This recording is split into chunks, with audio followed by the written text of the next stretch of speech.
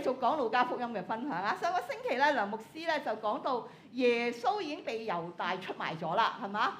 被捉咗去大祭司嘅官邸喎，大家唔知記唔記得咧？今日我哋會接續咧講下邊嘅經文㗎。我哋隨即就會睇到幾幕咧好唔公義嘅屈辱嘅審判。所以今日我俾嘅題目係從極屈辱嘅審判去到極致愛嘅彰顯不過咧未睇經文之前咧，咁我同大家傾下偈啦。大家有冇試過俾人屈有喎，認得好快喎。我都有咁咧，琴晚陳牧師喺培靈會咧就話佢同 AI 傾偈喎咁。咁我咧都原來又有同 AI 傾偈喎。因為咧我諗起被屈嘛，究竟被屈嘅反應會係人人一唔一樣嘅咧？我有咁嘅反應，咦？我諗翻我被屈嘅時候，我嘅反應究竟其他人係咪咁嘅咧？咁AI 咧就話俾我聽有10個咧常見嘅反應。咁呢10個常見反應原來包括幾方面喎。第一方面係外在嘅反應叫做外顯同埋溝通嘅反應。沉默唔講嘢，因為佢已經好傷啦。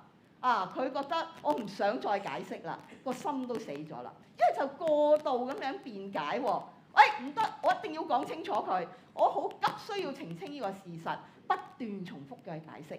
另外咧，可能係情緒就暴爆啦。哇，唔得抑壓咗好耐，好無奈，好憤怒，所以咧對身邊嘅人咧就冇晒耐性，喐下就爆啦。咦？或者係防禦心增強咗，對人唔信任啦。隨時都想保護自己咦？咁講佢俾完外在嘅問題個情緒，就講內心嘅情緒咯喎。原來暗自流淚，當然係一個內心發泄出嚟嘅表現啦。要宣泄嗰個委屈同埋無力感。咦？反覆咁樣回帶你不斷重複嗰啲畫面，同埋對方嘅嘴臉咦？社交退縮，唔好啦。都係唔好近啲人咁多，費事我受到2次傷害仲有就係自我開始懷疑咦？係咪我真係唔得咧？我係咪真係做得好錯咧？我能力係咪有問題咧？好多嘅懷疑。咦？有外在有內在，原來生理都有反應，有即係有啲代替嘅行為出現咗。咦？原來睡眠係常常一個咧好容易出現嘅問題。失眠啦，發好多嘅夢啦，發惡夢啦。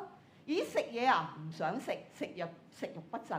不過好得意喎，有人就食慾不振，有人咧就係暴飲暴食㗎，可以因為佢可以轉移咧佢嘅注意力咧去嗰啲食物嗰度就不停咁樣食嘢又或者瘋狂咁樣購物啦我以前常常都會唔開心就去買嘢咯咁樣，所以會瘋狂嘅購物。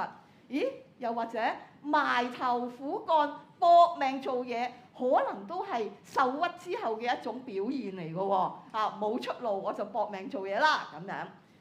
原來人受到委屈咧，我哋會有唔同嘅反應。唔知10個反應你有冇試過咧？不過今日呢段聖經咧就係正正講緊耶穌受到極大嘅委屈、極大嘅屈辱。我哋就睇下耶穌究竟喺咁嘅屈辱底下，佢有啲咩嘅反應俾我哋學習，好唔好咁你估今日我哋學幾多個功課咧？梗係啦，我哋要跟隨陳牧師嘅教導，我哋都係3個功課，係咪今日啲分題咧比較長，所以我一早會話咗俾大家聽㗎啦。好，第一個學習咧，我哋面對屈辱同埋不公咧，我哋只回應真理，學習忍耐同埋信服神嘅旨意。第一場嘅審判開始啦，係公會嘅審判。我請大家一齊讀好唔好？1、2、3。看守耶穌的人戲弄他、打他，又蒙着他的眼，問他說：你是先知，告訴我們打你的是誰？他們還用許多別的話辱罵他。天一亮，民間的眾長老連祭司長大文士都聚會，把耶穌帶到他們的公會裏，說：你若是基督，就告訴我們。耶穌說：我若告訴你們，你們也不信；我若問你們，你們也不回答。幫我讀埋呢3節啦，唔該。從今以後，人子要坐在神權能的右邊，他們都說：這樣你是神的兒子嗎？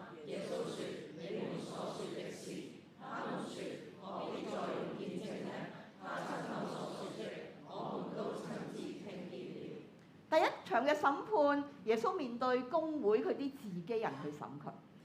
耶穌好堅定咁樣要順從上帝嘅旨意，為世人踏上呢條苦路。所以無論佢哋點樣戲弄佢、打佢、辱罵佢，辱罵其實喺路加福音係用咗一個詞咧，就係褻瀆上帝咁解啊。咁所以其實咧，路加背後都講緊你哋以為你哋凌辱緊一個普通人啊，其實你哋褻瀆緊上帝。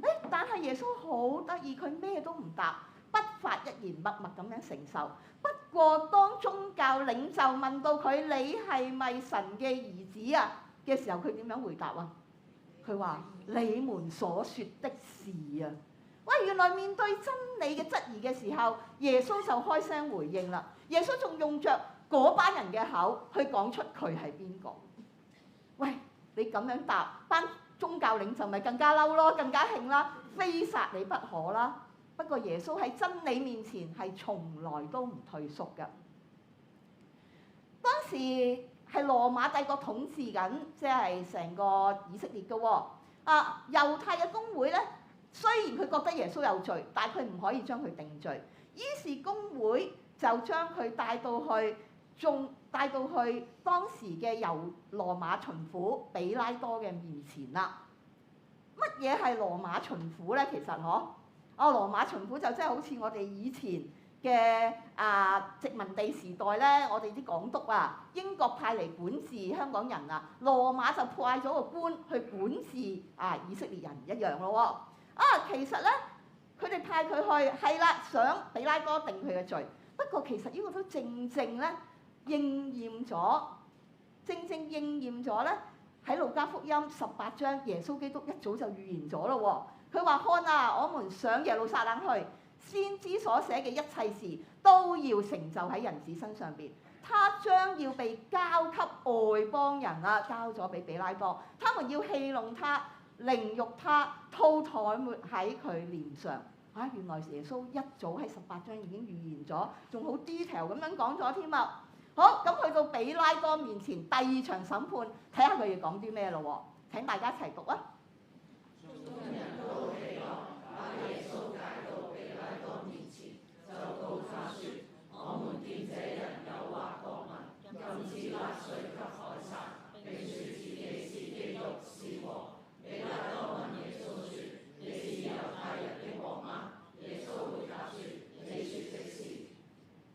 咦？原來佢哋用咗另外3個嘅罪名想控告耶穌，點解係咁樣呢？因為當時羅馬政府係唔會受理咧一啲宗教嘅紛爭嘅，所以如果佢哋要告耶穌，佢哋必須要有一啲政治性嘅罪名，擺明就屈耶穌啦。佢哋3個控告耶穌嘅罪名係乜嘢呢？第一個，誘惑國民，其實佢想話耶穌誘惑猶太人去對抗羅馬政府啊。不過一啲證據都冇嘅喎，當然係罪名不成立啦。第二個，佢哋要控告耶穌嘅係禁止納稅俾凱撒。佢哋意思話耶穌帶領群眾反你嘅政府，唔聽你話，反抗羅馬嘅權勢，係咪咁呢？耶穌講過呢啲嘢咩？其實喺路加福音20章真係有人想試探耶穌，問過佢嘅喎。我哋納稅給凱撒可不可以啊？喺25節耶穌點樣答啊？大家一齊讀啊！耶穌說：這樣凱撒的物當歸給凱撒，神的物當歸給神。耶穌有冇話唔俾稅啊？所以罪名不成立。咦？第3樣嘢啦，佢哋告耶穌係佢話佢係基督啊，係王啊，意思即係話佢想自立為王，反抗羅馬嘅政權。咦？頭先比拉多好似真係問你係咪猶太人嘅王喎？耶穌答係唔係啊？係嘅喎。咦？咁咪真係可以入罪啊？咪住，因為約翰福音咧有較詳細嘅記載啊。睇下約翰福音點樣講好唔好啊？請大家一齊讀啊！比拉多說：我哋是猶太人呢，你判我的人有祭司長把你交給我，你做了什麼事呢？耶穌回答說：我的國不屬這世界，我的國若屬這世界，我的臣僕必要爭戰，使我不至於被交給猶太人。只是我的國不屬這世界。係啊，講得好清楚，我嘅國係唔屬於呢個世界，我係猶太人嘅王。不過講2次，我嘅國係唔屬於呢個世界，所以我唔係嚟推翻羅馬政府㗎。我諗比拉多聽得好明白，所以罪名不成立。3個罪名都不成立嘅，於是比拉多就出嚟對猶太人講啦：喂，第一次比拉多喺度宣告，我查唔到呢個人有咩罪啊！哇！不過佢講完呢句説話就大鑊啦，因為啲人更加出力咁樣要控告耶穌。佢真係煽動百姓㗎，佢由猶大遍地傳道，由加利利開始，直到呢度耶路撒冷，即係咦？佢話一聽到加利利，比拉多就發光啊隻眼，佢覺得呢班人真係好難搞，係咪？但係原來加利利人啊，耶穌係，咦？咁就不如將佢送去當時加利利嘅分封王希律嗰度啦，因為羅馬政府咧擺咗個分封王希律喺嗰度咧，都做管治猶太人嘅工作喎。咦？去就送咗耶穌去希律嗰度啦。去到耶穌嘅第3場審判，面對希律咯喎，睇下希律見到耶穌又發生啲咩事？一齊讀好嗎？1、2、3。希律看見耶穌就很興起，因為聽見過他的事，有意想要見他，並且指望看他行一件神蹟，於是問他許多的話，耶穌卻一言不答。祭司長和文士都站着，極力地告他。希律和他的兵丁就藐視耶穌，利用他，給他穿上華麗衣服，把他送回比拉多那裏去。哇！原來希律見到耶穌嚟，哇！好開心，好開心啊！哇！佢咧久聞耶穌嘅大名，佢好想見到耶穌做神蹟。你做一件神蹟俾我哋睇啦！不過佢問咗耶穌好多嘢，講咗好多嘢，耶穌有冇答佢啊？一言不答。耶穌話：嗰啲都同真理冇關係，你唔好，我唔會睬你嘅。咦？佢哋就唔開心啦，開始就藐視耶穌啦，戲弄佢啦，俾件靚衫佢着，華麗嘅衣服。點解要俾件靚衫耶穌着咧？因為佢想恥笑佢啊嘛。你話你係王啊嘛，俾件靚衫你着，跟住就將佢送翻去比拉多嗰度啦。因為真正定罪嘅巡撫嗰度喎。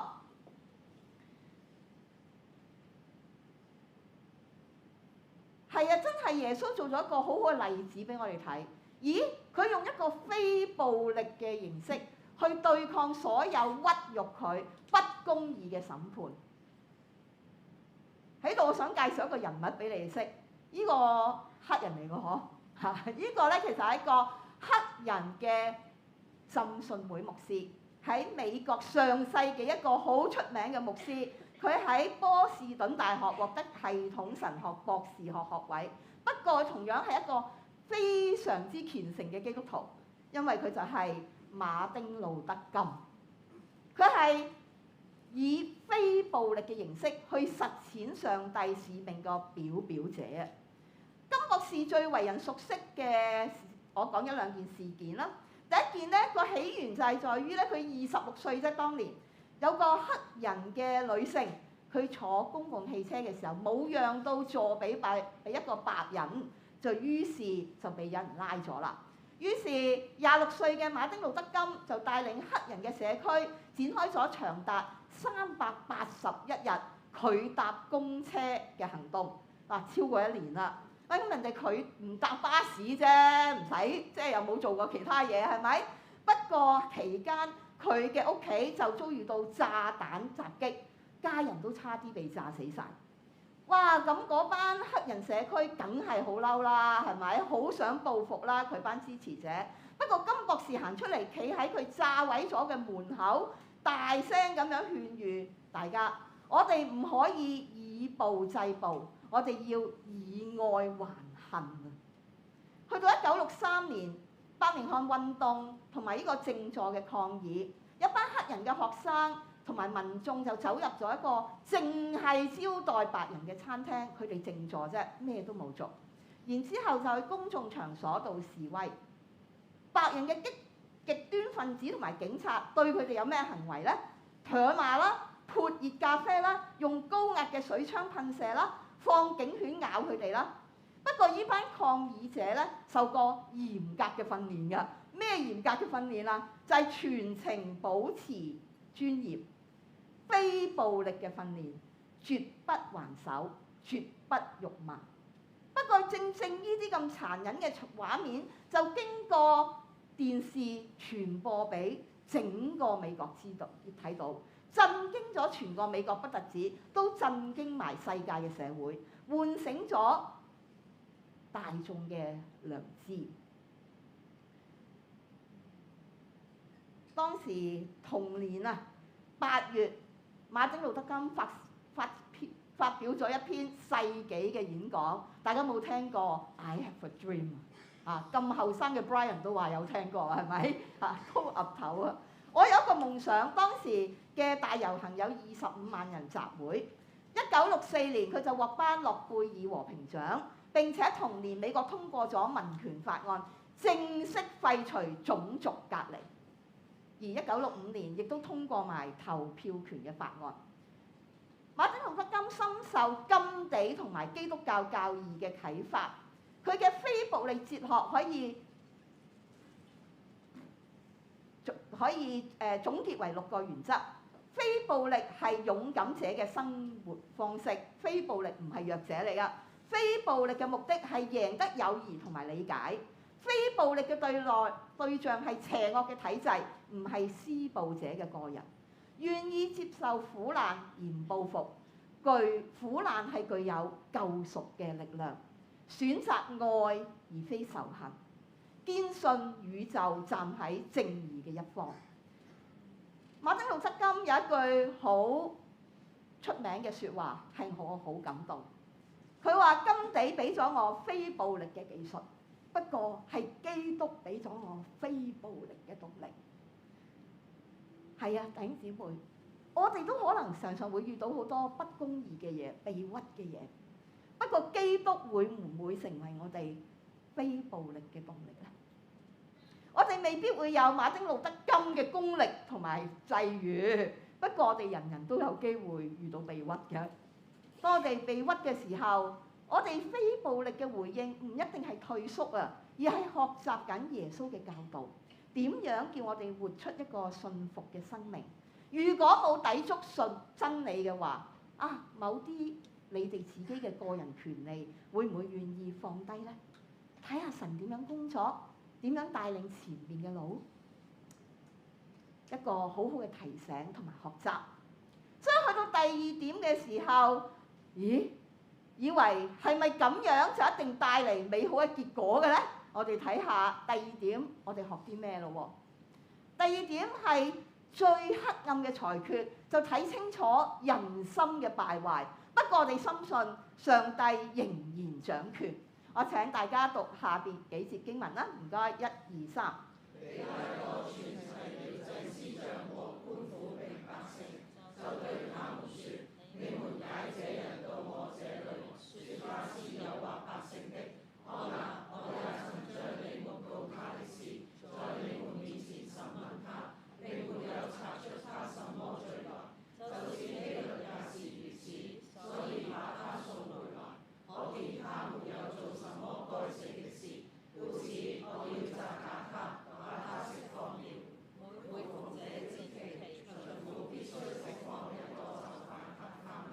唔該晒。咁由於希律都審唔到耶穌有咩罪嘛，咪將佢送翻去俾比拉多咯。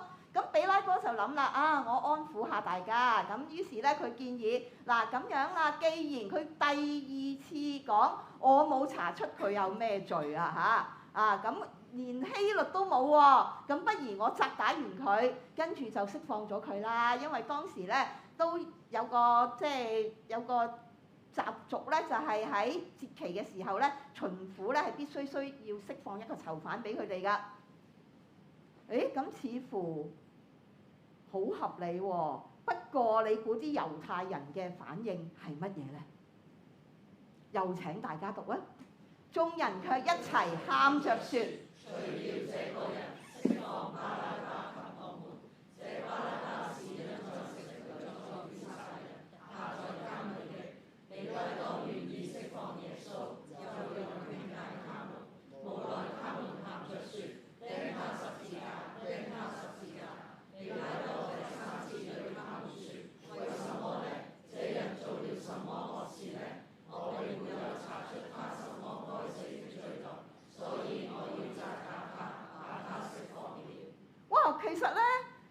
係好荒謬下嘅喎。哇！佢哋一聽到比拉多話要放咗耶穌喎，哇！打完之後癲咗啊！哇！佢哋一齊喊，除掉呢個人啊！你放就放巴拉巴俾我哋啦，仲要話釘死十字架，釘死十字架。哇！呢次比拉多第3次宣告耶穌係冇罪，我真係查唔到佢有咩罪。你哋竟然用呢個方法要處理耶穌啊！我覺得呢個其實真係唔知乜嘢道理嚟㗎。我就喺度諗，咦？如果一個人佢喺山頂，又係有一個好似嗰啲大富豪，有個大嘅豪宅，好靚嘅豪宅，跟住佢話我一定要換咗一間好劣質嘅劏房。嗰個劣質劏房咧，即係可能個廁所已經喺張床隔離嗰啲咧，點交換咧？嗬？啊，其實呢個交換係好奇怪嘅，要用一個完全冇罪嘅耶穌去換一個滿身都罪孽嘅囚犯，因為巴拉巴本身係一個殺人作亂嘅暴徒。啊，不過最後比拉多屈服咗，比拉多怕咗佢哋嘅聲音，佢哋嘅聲音就得勝咗，將耶穌交咗俾佢哋。哇！其實今次咁樣嘅裁判係非常之不公義，係徹頭徹尾一個冤案，仲要判耶穌最殘忍嘅極刑，因為人心就係咁黑暗咯。人心有幾黑暗啊？我哋睇下呢度幾批人好唔好啊？第一批猶太嘅領袖。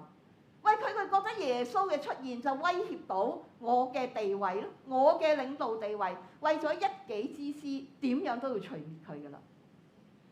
咁猶太嘅百姓咧，喂，耶穌係彌賽亞，不過佢哋期待嘅彌賽亞唔係咁樣噶，佢哋期待嘅彌賽亞係同佢哋復國噶。當佢哋好失望嘅時候，佢哋就好容易被佢哋嘅領袖去煽動。比拉多咧，為咗保住自己個官位啊，原來未審耶穌之前咧，比拉多同猶太人試過有幾多次咧嘅即係矛盾衝突，哇！可能引起一啲動盪。喂，今次呢單嘢又出現動盪嘅時候，用乜嘢羅馬嘅皇帝話我管治不力㗎，影響咗佢做官㗎。唉，你哋咁激動，算啦，一定要咁做就妥協啦。希律咧？佢淨係關心耶穌，你做個神蹟俾我睇嘅啫。耶穌嘅生死同佢冇關係。人心嘅種種黑暗喺件冤案上邊就表露無遺。縱然喺人睇起上嚟唔係幾好嘅結局，因為耶穌始終都被釘死咗喺十字架。不過人嘅智慧又點可以同神嘅智慧相比呢？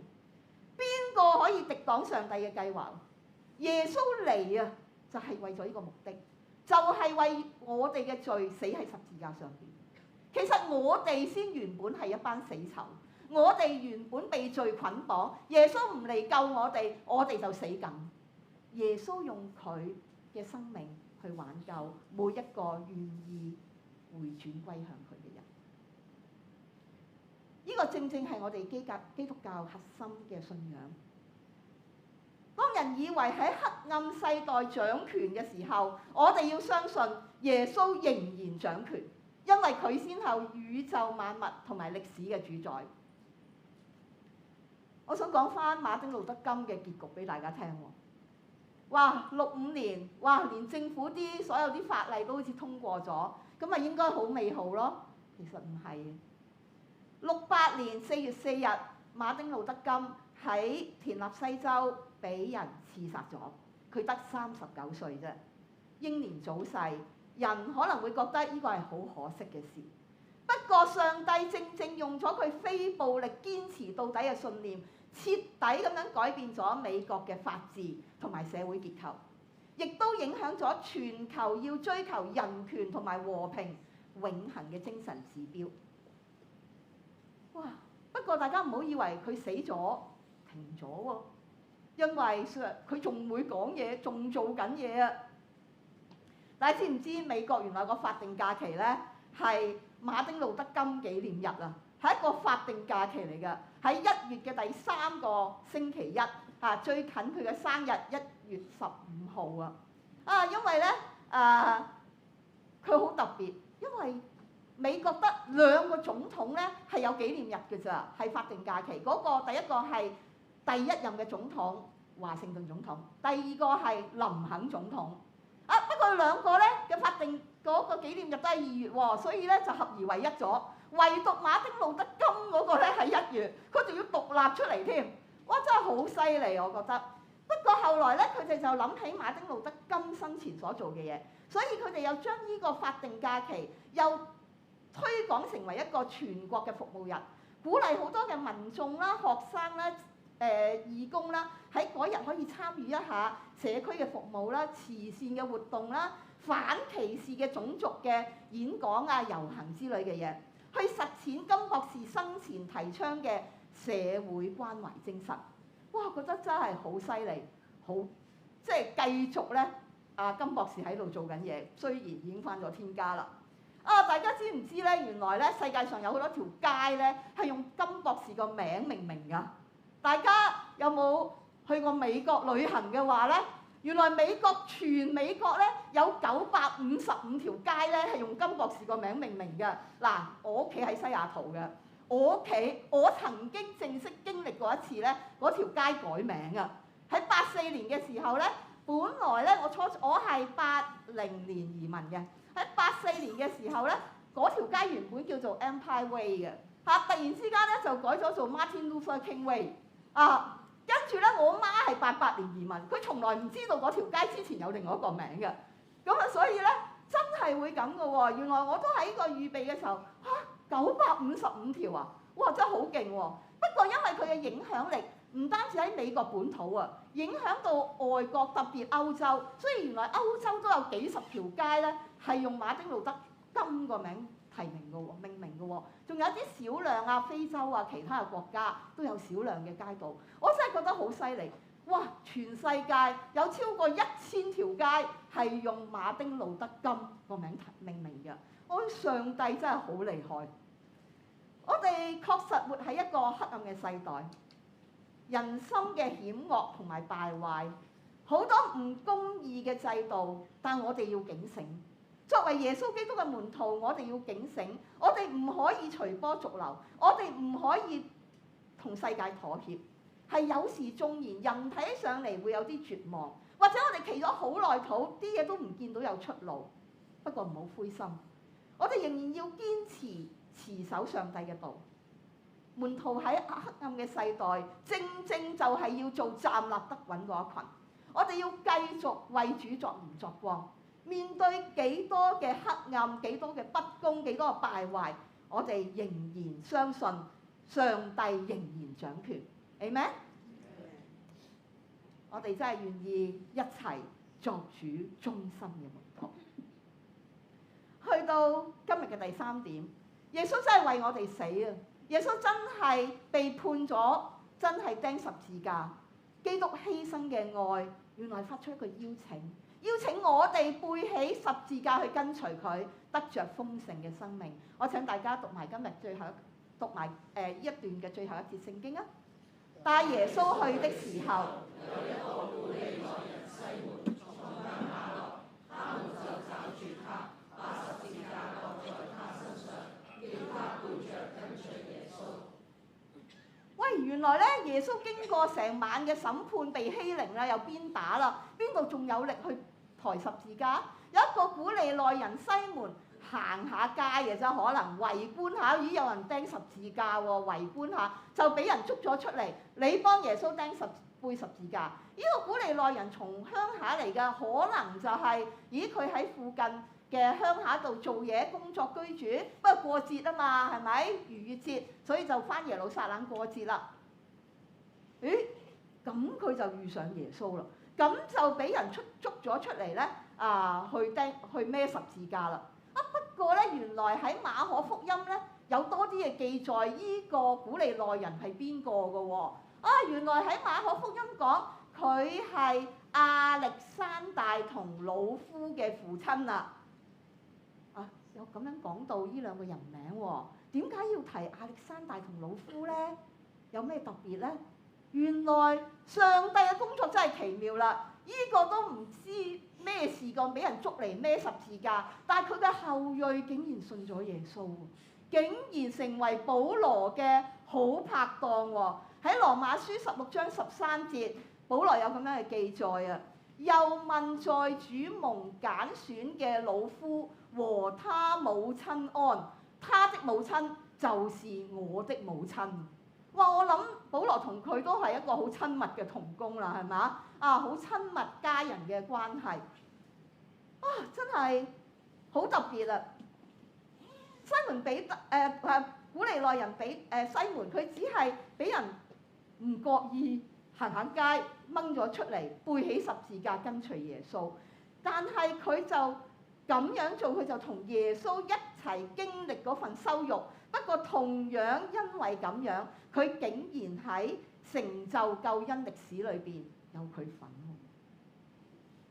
喎。呢幅圖畫，耶穌行喺前邊，我哋孭住十字架行喺後邊。我有啲感覺上呢幅圖畫好似我哋去回應上帝喺9章27節呼召門徒講：若有人要跟從我，就當捨己，天天背起佢嘅十字架嚟跟從我。我認識一位門徒，佢信主都有10年8年啦。過去好長嘅時間，佢因為自己生命嘅問題，佢身體嘅問題困住咗佢嘅心。佢思想上邊基本上非常負面。佢會埋怨自己身體嘅問題啦，埋怨經濟嘅問題啦，埋怨居住嘅問題啦，埋怨家人關係嘅問題啦，埋怨佢缺乏工作能力、學習能力，種種嘅問題。嚴重嘅自憐自卑，係啊，其實佢生活相當之唔容易。面對咁嘅困境，都難怪佢有咁多嘅埋怨。喺佢人生以為看似冇出路，並且佢覺得最被撇棄嘅時候，耶穌就喺佢身邊出現。佢行過街，有人派張單張俾佢，而嗰張單張就係佈道會嘅單張。佢原本咧，佢話以前咧，佢都有試過有人叫過佢去教會嘅，不過完全聽唔入耳嘅。嗰日佢真係，佢話我已經好低落，我已經覺得呢個世界都冇人要我㗎啦。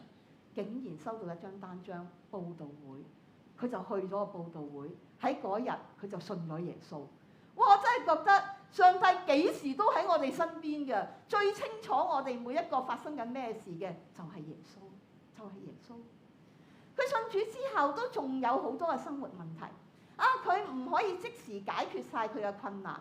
因為佢咧都有啲框架框住咗自己啊。因為佢期待信咗耶穌，好多嘢可以幫佢解決咗，就好似啲猶太人期待彌賽亞，跟住佢就幫佢復國咁。但係唔係咁樣啊，唔係咁樣運作嘅呢件事。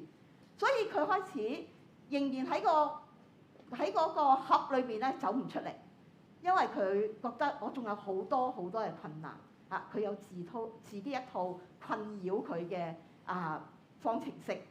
直到年半前咧，佢就俾佢嘅組長積極咁樣鼓勵，即係去啦，即係咁催逼佢啦，幫到你嘅，幫佢乜嘢啊？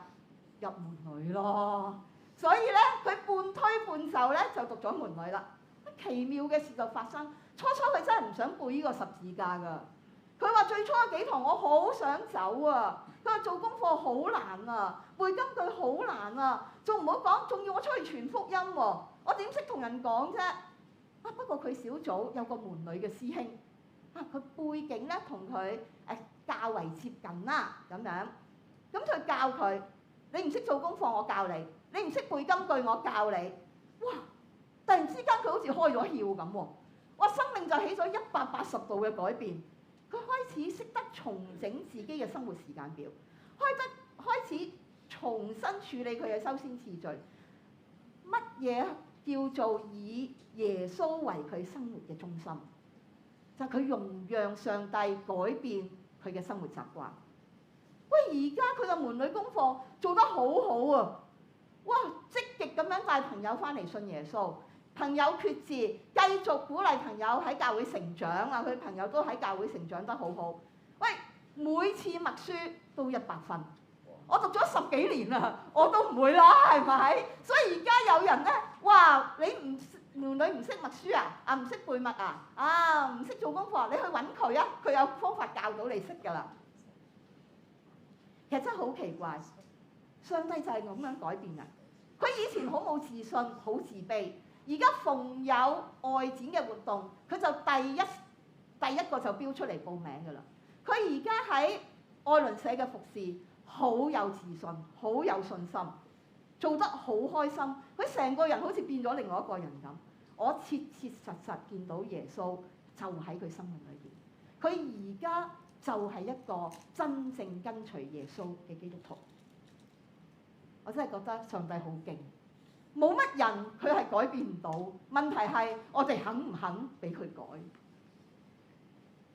係啊，背起十字架跟隨耶穌係要付代價。就當捨己，天天背起他的十字架來跟從我。我哋願唔願意同耶穌一齊背十架，一齊得榮耀？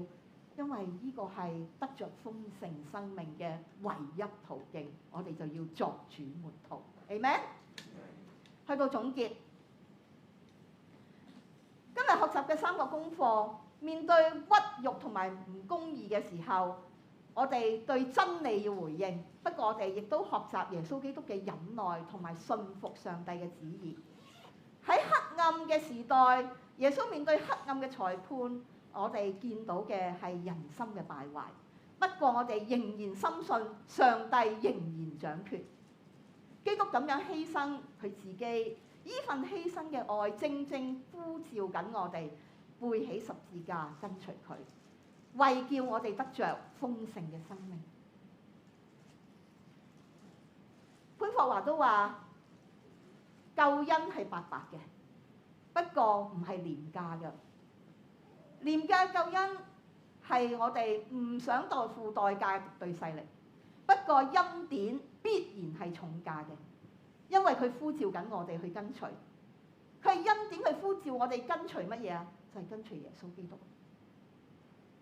呢段聖經記載咗耶穌面對世界最委屈、最不公嘅審判，不過耶穌以沉默同埋信服邁向天父嘅救贖計劃，就係希望我哋每一個人都接受一份白白嘅恩典，不過係無價嘅恩典。上帝更加呼召我哋跟隨佢嘅腳步，背起十字架跟隨佢，最終得着豐盛嘅生命，榮耀上帝嘅名。如果你願意跟隨耶穌嘅話，背起十字架，我哋作主門徒。我邀請大家一齊起立，我哋唱呢首詩歌。